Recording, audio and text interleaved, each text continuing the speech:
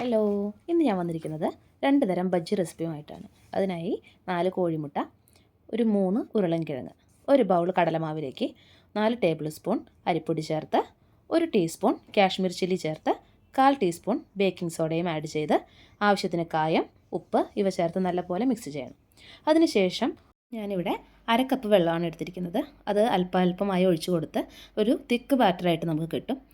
അതിനുശേഷം നമ്മൾ പുഴുങ്ങി വെച്ചിരിക്കുന്ന മുട്ട, ഉരുളൻകിഴങ്ങ് എന്നിവ ചേർത്ത് നമുക്ക് ബജ്ജി തയ്യാറാക്കാം. അതിനായി നമ്മൾ ആദ്യം ചട്ടി അടപ്പത്ത് വെച്ച് നല്ലപോലെ ചൂടായതിന് ശേഷം മുട്ട ഓരോന്നായി എടുത്ത് മാവിൽ മുക്കി നമുക്ക് എണ്ണയിലേക്ക് ഇടാം. ഇപ്പോൾ തന്നെ നമുക്ക് കാണാം മുട്ട നല്ലപോലെ പെർഫെക്റ്റ് ആയിട്ട് കുക്കായി വന്നിട്ടുണ്ട്. നല്ല ഫ്ലഫി ആയിട്ടിരിക്കുന്നത് പോലെ നമുക്ക് ഫീൽ ചെയ്യുന്നുണ്ട് അല്ലേ. അത് നമുക്ക് വെന്ത് കഴിയുമ്പോൾ പയ്യെ കോരി മാറ്റാം. അതിനുശേഷം ആ സെയിം ബാറ്ററിൽ തന്നെ നമുക്ക് കിഴങ്ങ് ബജിയും ഉണ്ടാക്കിയെടുക്കാവുന്നതാണ്. കിഴങ്ങ് ബജിയും നല്ല രീതിയിൽ തന്നെ ഫ്ലഫി ആയിട്ട് വന്നിട്ടുണ്ട്. അങ്ങനെ വളരെ ഈസിയായി ബജി ഉണ്ടാക്കിയെടുക്കാവുന്നതാണ്.